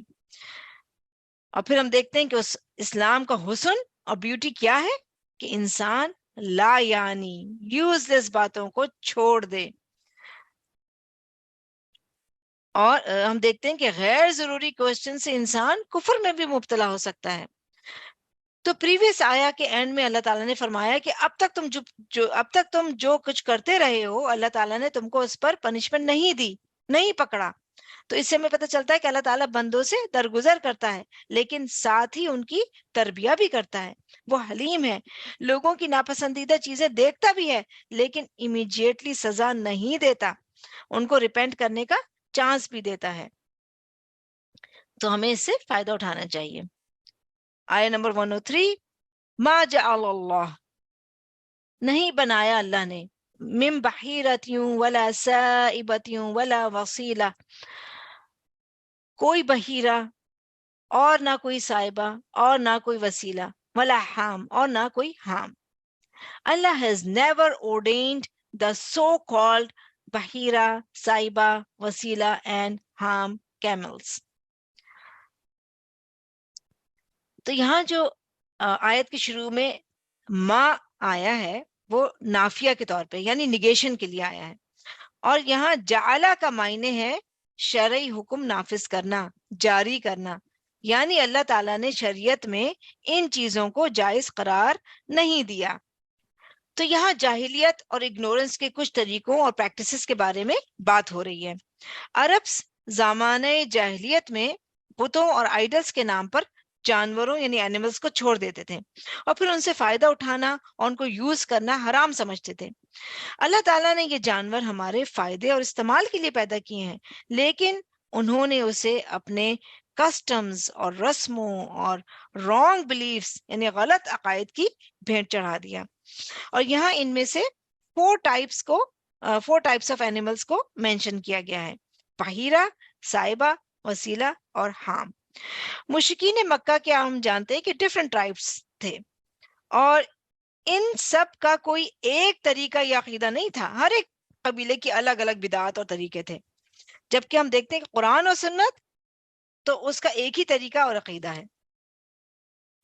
تو یہاں بحیرہ کا ورڈ بحر سے ہے جس کا مطلب ہوتا ہے شق کرنا یا پھاڑنا، ٹو اسپلٹ۔ تو بحیرہ اس اونٹنی یا شی کیمل کو کہتے ہیں جس کے کان عرب لوگ پھاڑ دیا کرتے تھے، چیر دیا کرتے تھے، اور وہ ایک نشانی اور سمبل ہوتا تھا کہ یہ اونٹنی آئیڈل کے نام پر چھوڑ دی گئی ہے، یعنی بتوں کے نام پہ چھوڑی گئی ہے، اور اس پر سواری کرنے یعنی رائڈ کرنے کو حرام سمجھتے تھے، اور اس کا ملک بھی وہ آئیڈلز کے لیے وقف کر دیتے تھے۔ یا ایسی اونٹنی کو بھی کہتے تھے جو 5 بچے پیدا کر چکی ہو، یا ایسی اونٹنی جو 12 ایئرز تک مادہ اونٹنیاں یعنی فیمیل کیملز جو ہے وہ جنم دے. یہ سب ان کے یعنی ایک اپنے بنائے ہوئے طریقے اور عقیدے تھے. تو اس کے بعد وہ یعنی ان اونٹنیوں کو آئیڈلز کے نام پہ چھوڑ دیتے اور یہ ان کی خود ساختہ سیلف انوویٹڈ رسمیں تھیں جن کا دین سے کوئی تعلق نہیں تھا. اسی طرح سائبہ ایسی اونٹنی اور گائے یا کاؤ یعنی یا گوٹ کو کہتے تھے جب وہ اولڈ ایج کی ہو جاتی تھی, یعنی بوڑھی اونٹنی گائے یا گوٹ کو کہتے تھے. اور عرب لوگ اسے آزاد یعنی فری چھوڑ دیتے تھے. یا وہ جانور جو آئیڈلز کے نام پر چھوڑ دیتے تھے اور ان پہ کوئی سواری نہیں کرتا تھا وہ سائبہ کہلاتا تھا. پھر ہے وسیلہ, وہ اونٹنی جو فرسٹ ٹائم مادہ اونٹنی جنم دے یعنی فیمیل کیمل, اور پھر اس کے دوسری بھی یعنی one after the other second بھی وہ شی کیمل برتھ دے گیو برتھ کرے. تو ایسی اونٹنی کو وہ آئیڈلز کے نام پہ چھوڑ دیتے تھے. اور حامی سے ہے, حامی کہتے ہیں جو اپنی حفاظت کرنے والا ہو. کہتے ہیں کہ جس کیمل کی پشت سے 10 بچے پیدا ہو جاتے تو وہ اسے بھی آزاد چھوڑ دیتے اور کہتے کہ اس نے اپنی پشت محفوظ کر لی ہے. نہ اس پر سواری کرتے نہ بوجھ ڈالتے اور اس کو کھانے پینے کے لیے چھوڑ دیتے تھے. تو ہر قبیلے کی اپنی اپنی سیلف انوویٹڈ رسمیں اور طریقے تھے جن کا دین ابراہیمی سے کوئی تعلق نہیں تھا. تو اللہ تعالیٰ نے کلیئرلی بتا دیا کہ دین سے ان باتوں کا کوئی تعلق نہیں, کیونکہ جیسے جیسے لوگ مسلمان ہو رہے تھے ان کے مائنڈ میں ایسے کوسچنز آتے تھے کہ دور جاہلیت میں جو ایسے کام ہوتے تھے تو ان کو کنٹینیو کرنا ہے یا ان کو چھوڑ دینا ہے. تو یہاں پہ اللہ تعالیٰ نے بتا دیا کہ ان کا اللہ تعالیٰ نے ایسی کوئی چیز دین میں نہیں رکھی. پھر فرمایا وَلَكِنَّ الَّذِينَ كَفَرُوا يَفْتَرُونَ عَلَى اللَّهِ الْكَذِبَ, بلکہ وہ جنہوں نے کفر کیا وہ گھڑ لیتے ہیں اللہ پر جھوٹ. But the disbelievers just fabricate lies about Allah. یعنی یہ لوگ بالکل بے بنیاد بیس لیس بات کرتے ہیں جب وہ اس کو پارٹ آف دین بناتے ہیں. تو یعنی جب کسی چیز کو پارٹ آف دین بنا دیا جاتا ہے جس کی کوئی بیس نہ ہو دین میں تو وہ پھر اللہ پہ جھوٹ باندھنا ہو جاتا ہے. اللہ نے تو یہ مقرر نہیں کیا لیکن اللہ کے نام سے اور دین سے منسوب کر رہے ہیں تو پھر یہ رانگ ہے. تو یوزلی یہ دیکھا گیا ہے کہ جو انفلوئنشل پیپل ہوتے ہیں وہ اس طرح کی بدعات اور پریکٹسز شروع کرتے ہیں. کہا جاتا ہے کہ ان میں سے بہت سی بدعات کو شروع کرنے والا عمر بن عامر بن لوئی الخزائی تھا, اور یہ نبی صلی اللہ علیہ وسلم کی بعثت سے 300 ایئرز پہلے کا واقعہ ہے. اس کو مکے کا حکمران بنایا گیا تھا تو اس نے اپنی اتھارٹی کو یوز کرتے ہوئے دین ابراہیمی میں بہت سی خرافات شامل کر دی تھی. مکے میں آئیڈل ورشپنگ کو بھی اسی نے عام کیا تھا اور حلال و حرام بھی اپنی مرضی سے اس نے تبدیلیاں کی تھی. بہرحال پھر فرمایا وَأَكْثَرُهُمْ لَا يَعْقِلُونَ, اور ان میں سے ان کے اکثر عقل نہیں رکھتے. And most of them lack understanding. یعنی کیونکہ عقل سے کام ہی نہیں لیتے اس لیے انہیں ہدایت بھی نہیں ملتی. تو قرآن مجید میں جاہلیت کے یعنی یہ جو رانگ پریکٹسز ہیں ان کا ذکر کر کے انہیں کنڈیم کیا گیا ہے, اور جو شخص دین میں کوئی ایسی چیز ایجاد کرے انوویٹ کرتا ہے وہ انفیکٹ اللہ پر جھوٹ باندھ رہا ہوتا ہے. تو جو لوگ اللہ پہ جھوٹ کرتے ہیں اللہ کے ہاں ان کا انجام بہت برا ہے. ہمارے سامنے سامری کی ایگزامپل ہے, یعنی اس کو فالو کرنے والوں کی دنیا اور آخرت میں رسوائی بھی ہوئی اور عذاب بھی ملا. تو اللہ کا دین خالص ہے. دین صرف وہ ہوتا ہے جو اللہ کی طرف سے آتا ہے, باقی سب جو کچھ بھی باتیں ہیں وہ دین میں ایڈیشن اور زیادتی ہے, اور یہ بھی ابلیس کے حملوں میں سے ہے, ایک حملہ ہوتا ہے. آیا 104 وَإِذَا قِيلَ لَهُمْ, اور جب کہا جاتا ہے انہیں when it is said to them, یعنی جب ان کی اکثریت اور میجورٹی سے کہا جاتا ہے تعالوا الى ما انزل اللہ و الى الرسول، آؤ طرف اس کے جو نازل کیا اللہ نے اور رسول کی طرف. come to Allah's revelation and to the messenger، یعنی قرآن کی طرف آؤ. اور الی الرسول سے مراد ہے کہ اس میں آپ صلی اللہ علیہ وسلم کی زندگی میں آپ کی ذات کی طرف جانا اور آپ صلی اللہ علیہ وسلم کے بعد آپ کی حدیث اور سنت کی طرف جانا. تو جب ان سے کہا جاتا ہے تو ان کا کیا جواب ہوتا ہے؟ قالو، وہ کہتے ہیں حسبنا ما وجدنا علیہ آباءنا، کافی ہے ہمیں جو پایا ہم نے اس پر اپنے آباء و اجداد کو. They reply, what we found our forefathers practicing is good enough for us. یعنی آباء و اجداد اور فور فادرز کے طریقوں کو وہ پریفر کرتے ہیں، کس پر؟ قرآن اور سنت پر.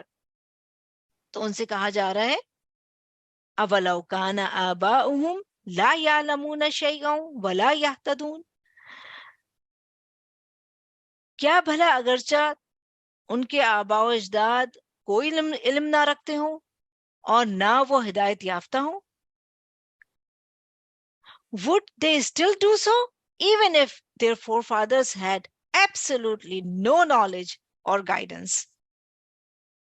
یعنی ماں باپ نے اگر کوئی باقاعدہ علم حاصل بھی نہیں کیا اور صحیح و غلط کے فرق کو بھی نہیں پہچانا اور نہ ہدایت پائی، پھر بھی وہ انہی کی پیروی فالوئنگ کرتے چلے جائیں گے.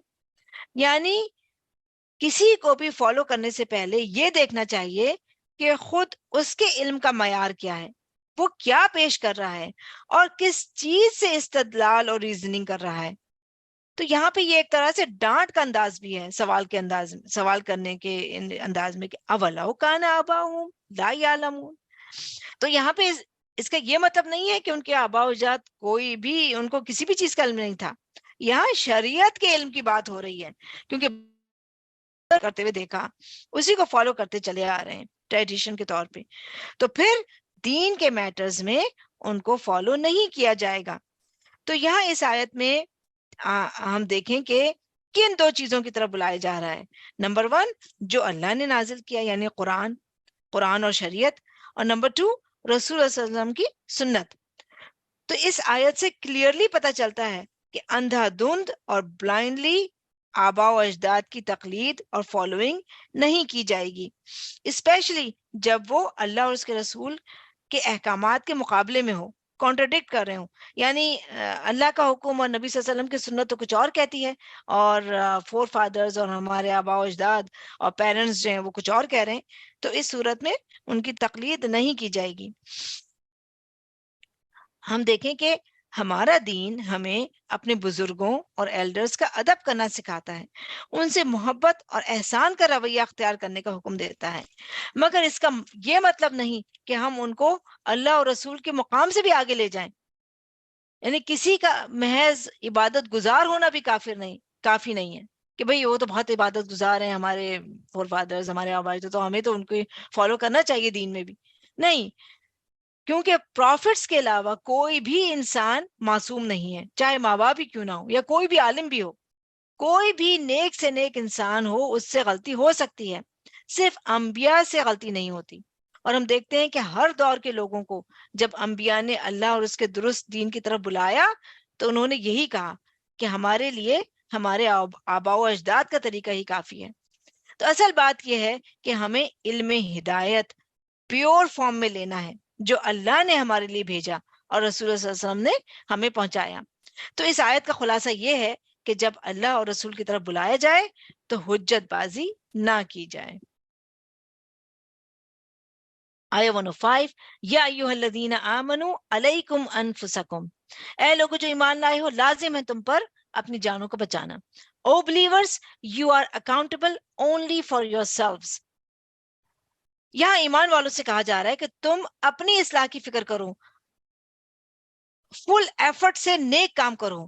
تو جو اپنی اصلاح کر لے اور امر بالمعروف اور نہی عن المنکر کا فریضہ ادا کرے تو اس کے بعد کسی کی گمراہی اور مس گائیڈنس کا وبال اور برڈن اس پر نہیں آئے گا. اس نے اپنا فرض پورا کر دیا تو قیامت کے دن کوئی شخص کسی دوسرے کا بوجھ نہیں اٹھائے گا، حتیٰ کہ اپنی اولاد کا بھی نہیں اٹھائے گا۔ کئی مرتبہ ایسا ہوتا ہے کہ پیرنٹس اپنی اولاد کو ہر طرح سے سمجھانے کی کوشش کرتے ہیں لیکن وہ سمجھ کر نہیں دیتے، تو ایسی صورت میں پھر وہ پریشانی اور غم اور گلٹ میں مبتلا ہو جاتے ہیں کہ شاید ہماری تعلیم و تربیت میں یا بتانے میں کوئی کمی ہے۔ لیکن کچھ بچے بہت اسٹبرن ہوتے ہیں، ان کو آپ پیار سے، ڈانٹ سے، دلیل دے کر ہر طرح سے سمجھائیں، کچھ بھی کر لیں، انہوں نے اپنی ہی مرضی کرنی ہوتی ہے۔ تو اگر آپ نے اپنی ذمہ داری اور فرض پراپر طریقے سے ادا کر دیا تو پھر معاملہ اللہ پہ چھوڑ دیں۔ ہدایت دینا انسان کا کام نہیں، وہ اللہ ہی دیتا ہے۔ اس سے مانگتے رہیں اور گلٹ کا شکار نہ ہو اور غم نہ لگا لیں اپنے آپ کو۔ اگر کوئی آپ سے کمی ہوئی ہے تو اس کو پورا کرنے کی کوشش کریں، اور جو ہو چکا تو ہو گیا، تو اب تو اس کا کیا کیا جا سکتا ہے۔ تو یہاں پر اپنی فکر کرنے کے لیے توجہ دلائی جا رہی ہے۔ دوسروں کی ہدایت کے غم میں اتنا نہ گھلو کہ اپنی آخرت خراب کر لو۔ آگے فرمایا لا یضرکم من ضل اذا اہتدیتم، نہ نقصان دے گا تمہیں جو بھٹک گیا جب ہدایت پا چکے تم۔ It will not harm you if someone chooses to deviate as long as you are rightly guided۔ تو دوسروں کے بھٹکنے سے زیادہ اپنی فکر کرنی چاہیے، پہلے اپنی فکر کرو پھر دوسروں کی۔ اور یہاں علیکم انفسکم کے کئی ایک معنی کیے گئے ہیں۔ نمبر 1، اپنے نفسوں کی اصلاح کی فکر کرو اور اپنے اعمال و اخلاق کی فکر کرو۔ دوسرا معنی یہ کیا گیا ہے کہ خود کو معاصی، ڈس اوبیڈینس اور گناہوں سے بچاؤ، اور تیسرا یہ کہ تم پر تمہاری جان کا معاملہ لازم ہے، دوسروں کے گناہوں اور اعمال کا تم سے مواخذہ اور کوسچنگ نہیں ہوگی۔ پھر یہ کہ تم اللہ کی اطاعت کرو۔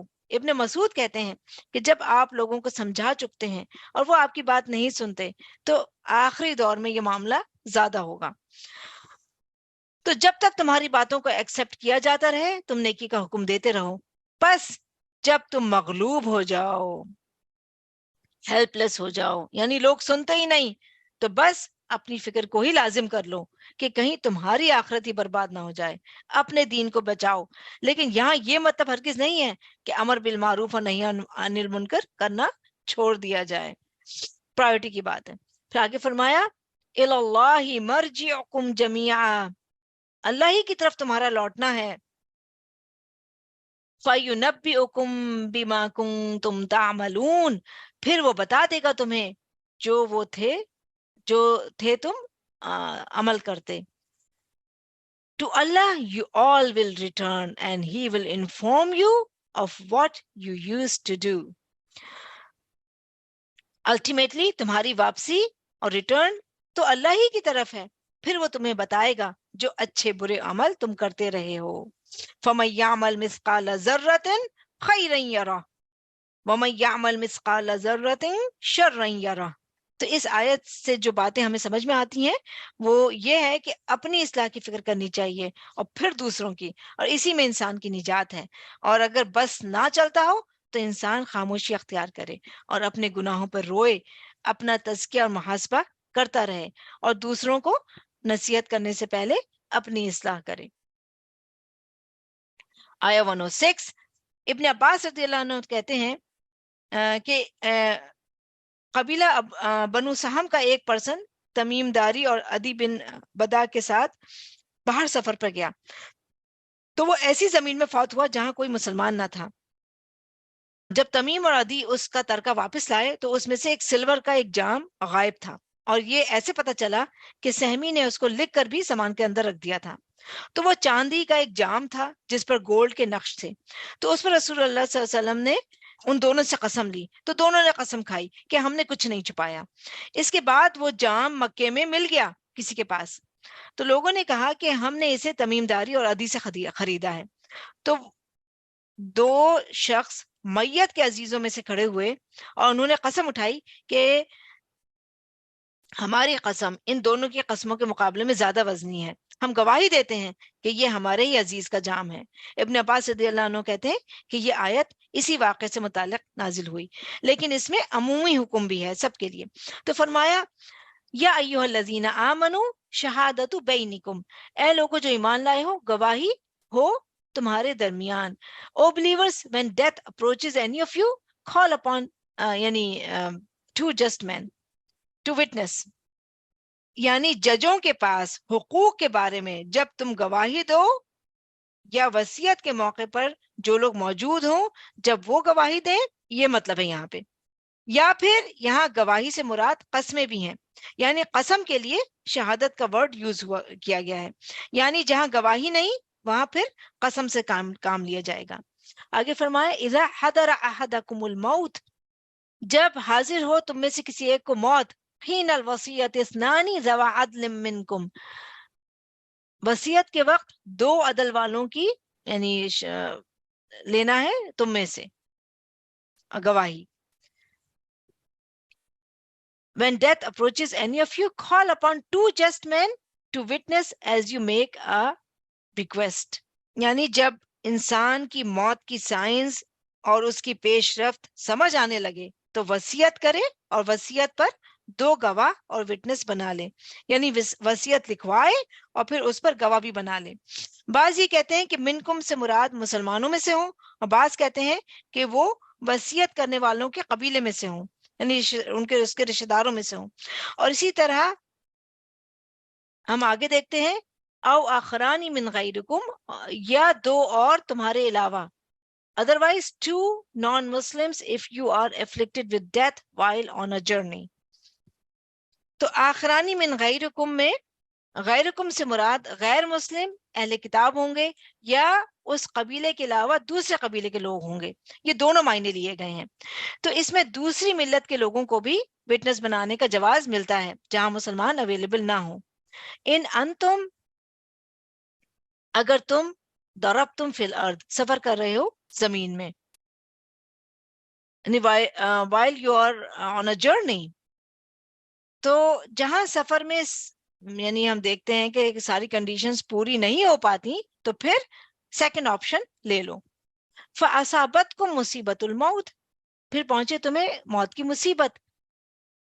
And when you are afflicted with death while on a journey، تو آپ دیکھیں کہ موت تو مصیبت ہے، لیکن یعنی کیونکہ مرنے والے پر بھی ایک مصیبت آتی ہے کہ اسے دنیا چھوڑنے کا غم ہوتا ہے، اور مصیبت گھر والوں پہ بھی آتی ہے، وہ بھی اداس ہوتے ہیں.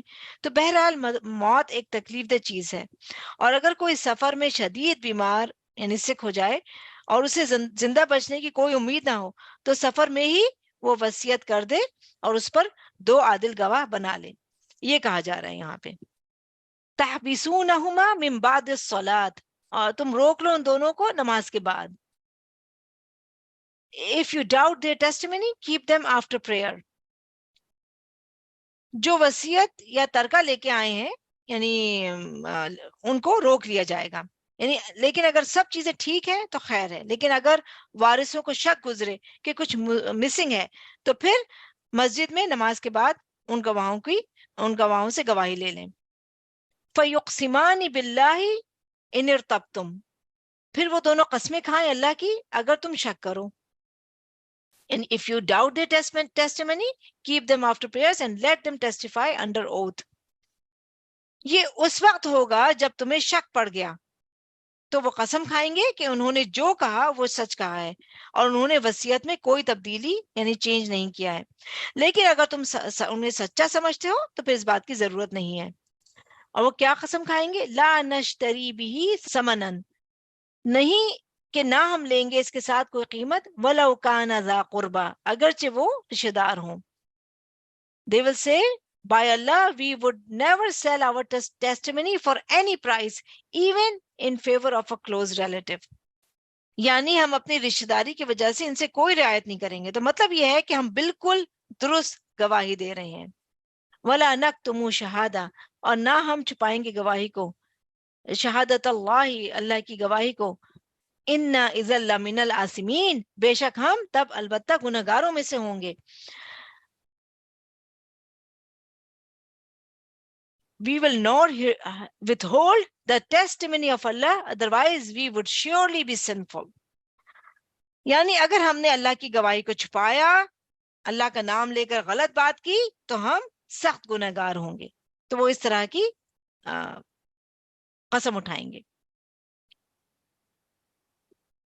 آیا 107 فَإِنْ أُثِرَ عَلَى، پھر اگر اطلاع ہو جائے اس پر، if they have found that، کیا یعنی آپ دیکھیں اس یہاں پہ دیکھیں اصلا کا مطلب ہوتا ہے کسی راز یا سیکرٹ سے آگاہ ہو جانا. یعنی اگر وصیت کے بارے میں گواہی دینے والے ان دو گواہوں اور وٹنس کے بارے میں تحقیق سے یہ بات ثابت ہو جائے کہ انہوں نے واقعی خیانت کی ہے اور اس مال میں سے کچھ چھپا لیا ہے جس کے بارے میں انہیں وصیت کی گئی تھی. یعنی یہ بالکل آپ آبویس ہو گیا ہے کہ انہم استحقا اسمن، کہ بے شک وہ دونوں مستحق ہوئے ہیں گناہ کے، کہ they are guilty of false testimony. تو یہ گنہگار کیسے ہوئے؟ مال چھپا کر. تو پھر کیا کریں گے؟ فآخرانی یقومانی مقامہما، بس دوسرے وہ دونوں کھڑے ہوں گے ان دونوں کی جگہ. Let the deceased two closest heirs affected by the bequest replace the witness. یہ دوسرے کون ہیں؟ یہ میت کے وارث ہیں. پہلے کون تھے؟ وصیت کے گواہ. اور تو یہ آخران کون ہے؟ یہ میت کے وارث ہوں گے. اب مقامہما یعنی ان دونوں کی جگہ کھڑے ہوں گے جنہیں بس میت نے وصیت کی تھی. من الذین استحق علیہم الاولیان، ان لوگوں میں سے جن پہ حق ثابت ہو گیا دو قریب ترین.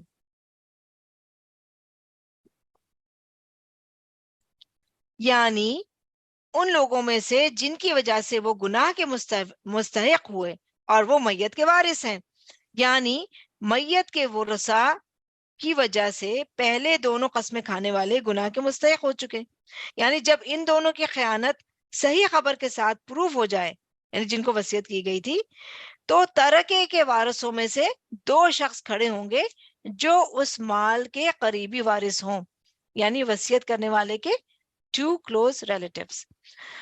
اب میت کے وارث قسم کھائیں گے. کیا قسم کھائیں گے؟ کہ ان دونوں گواہوں کی گواہی باطل ہے، ہم اس کا اعتبار نہیں کرتے. تو اب فیصلہ کیسے ہوگا؟ کس کی گواہی لی جائے گی اور کس کی نہیں؟ وارثوں کی لی جائے گی، اور جو پہلے خیانت کرنے والے ہیں ان کی نہیں لی جائے گی. فَيُقْسِمَانِ بِاللَّهِ، پھر وہ دونوں قسمیں کھائیں گے اللہ کی. لا شہادتنا احق من شہادتہما، البتہ ہماری گواہی زیادہ سچی ہے ان دونوں کی گواہی سے. They will say, by Allah, our testimony is truer than theirs. وہ دونوں قسمیں کھائیں گے اور کیا کہیں گے؟ کہ ہماری گواہی ان کی گواہی سے زیادہ سچی ہے. یعنی جو ہم نے کہا ہے کہ انہوں نے خیانت کی ہے تو یہ بالکل صحیح بات ہے، اور انہوں نے جھوٹی قسمیں کھائی ہیں، اور ہم نے جو ان پر الزام لگایا ہے کہ انہوں نے خیانت کی ہے تو یہ زیادہ درست بات ہے. وَمَا اعْتَدَيْنَا، اور نہیں زیادتی کی ہم نے، اِنَّا إِذًا لَّمِنَ الظَّالِمِينَ، بے شک ہم تب ظالموں میں سے ہوں گے. We have not transgressed, otherwise we would surely be wrongdoers. یعنی ہم نے جو ان کی قسم کو رد کیا ہے وہ ظلم نہیں کیا، اگر ہم ایسا کریں تو ہم ظالموں میں سے ہوں گے. آیہ 108 ذَلِكَ أَدْنَىٰ أَن يَأْتُوا بِالشَّهَادَةِ عَلَىٰ وَجْهِهَا، یہ زیادہ قریب ہے کہ وہ لائیں گواہی کو اس کے اصل رخ پر. In this way it is more likely that witnesses will give true testimony.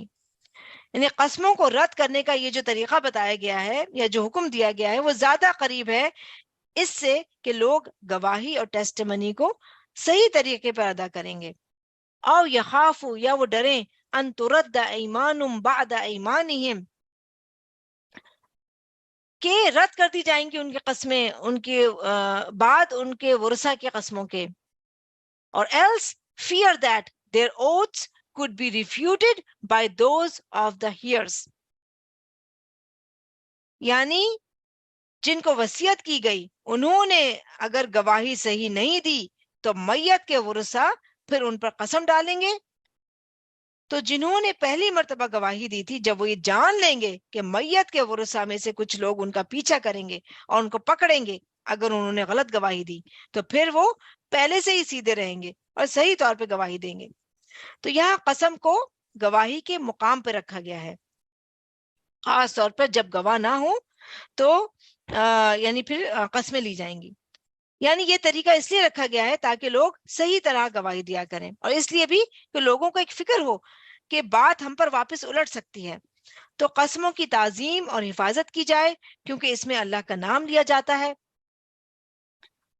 آگے فرمایا واتقوا اللہ واسمعوا، اور اللہ سے ڈرو اور سنو.